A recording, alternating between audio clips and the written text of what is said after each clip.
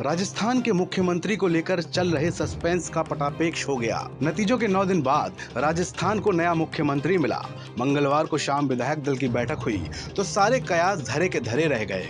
छत्तीसगढ़ और मध्य प्रदेश की तरह ही राजस्थान में भी बीजेपी आलाकमान ने सबको चौंका दिया। रेस में चल रहे बड़े बड़े नाम सिर्फ अटकलों की तरह ही रह गए और एक गुमनाम चेहरे भजन लाल शर्मा के नाम पर मोहर लग गई। भजन लाल का नाम इसलिए भी चौंकाने वाला था क्योंकि अभी वो पहली बार विधायक बने हैं। जब उनके नाम का ऐलान हुआ तो वहां बैठे विधायकों को भी भरोसा नहीं हुआ। अब सवाल ये है कि आखिर बीजेपी ने भजन लाल पर ही दांव क्यों लगाया। छत्तीसगढ़ में आदिवासी और मध्य प्रदेश में यादव चेहरे को कमान सौंपी गई। दोनों ही राज्यों में एक एक ब्राह्मण चेहरे को डिप्टी सीएम बनाया गया। इस सोशल इंजीनियरिंग के जरिए बीजेपी ने बाकी राज्यों के लिए भी संदेश दिया। एक तीर से कई निशाने साधे गए। अगले साल होने वाले लोकसभा चुनाव के साथ साथ राज्यों के चुनाव को भी ध्यान में रखकर जातिगत समीकरण बनाए गए। इन दो राज्यों के बाद बीजेपी को राजस्थान के लिए एक ब्राह्मण चेहरे की तलाश थी। आखिरी बार साल 1990 में हरदेव जोशी राजस्थान के मुख्यमंत्री थे। यानी 33 साल बाद भजन लाल शर्मा के रूप में राजस्थान को ब्राह्मण मुख्यमंत्री मिला है। भजन लाल के सीएम बनने से पहले उत्तर भारत के राज्यों में कोई ब्राह्मण मुख्यमंत्री नहीं था। मध्य प्रदेश और छत्तीसगढ़ से पहले बीजेपी ने उत्तर प्रदेश और महाराष्ट्र में भी ब्राह्मण डिप्टी सीएम तो बनाया, लेकिन मुख्यमंत्री की कुर्सी नहीं दी।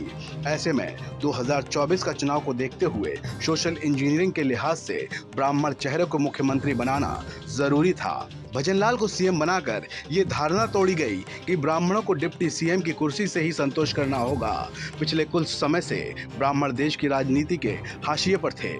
जब से देश में मंडल की राजनीति प्रभावी हुई, ब्राह्मणों को राजनीति खत्म होती चली गई।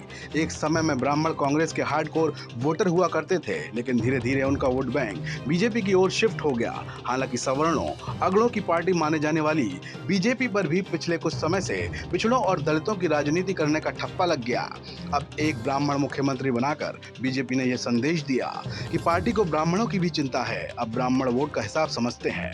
जिस राजस्थान में एक ब्राह्मण चेहरे को मुख्यमंत्री का ताज मिला, वहां ब्राह्मण की आबादी 8 से 9% है। संख्या के लिहाज से 8.36 करोड़ आबादी वाले राजस्थान में ब्राह्मणों की तादाद 85 लाख के करीब है। 200 विधानसभा सीटों में 50 सीटों पर इनका सीधा सीधा प्रभाव है। फिर भी लंबे समय तक इनकी अनदेखी होती रही। इस चुनाव में बीजेपी ने 20 और कांग्रेस ने 16 ब्राह्मणों को टिकट दिए थे, जो कि बाकी जातियों की तुलना में बहुत कम थे। लंबे समय के बाद बीजेपी ने सीपी जोशी के रूप में एक ब्राह्मण प्रदेश अध्यक्ष बनाया था। यूपी में 10 से 12%, हिमाचल प्रदेश में 18%, मध्य प्रदेश में 6% और बिहार में 4% ब्राह्मण वोटर हैं।